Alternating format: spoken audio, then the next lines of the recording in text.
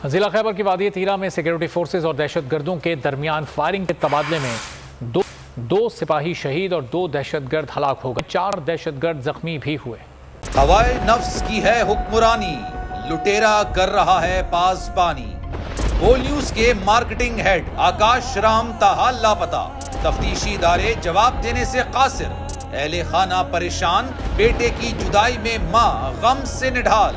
जो बच्चो हिंदू पर आए थे जो को पाकिस्तानी, मुझे मेहरबानी करे पंहिंजो आकाश वापस कयो। हुकूमत से बेकसूर और मुहिब्बे वतन बेटे की बाजियाबी के लिए फरियाद। आकाश राम के अगवा के खिलाफ अहले खाना की जानिब से सुप्रीम कोर्ट में दरख्वास्त दायर। सुप्रीम कोर्ट के चीफ जस्टिस उमर अता बंदियाल से आकाश राम के अहले खाना की जल्द समाअत की इस्तदा। मुश्किल की इस घड़ी में आलमी मीडिया ने भी उठाई आवाज।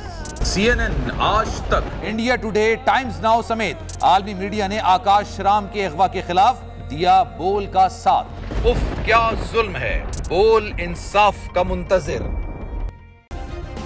सब्सक्राइब करें और बेल दबाएं ताकि कोई खबर रह न जाए।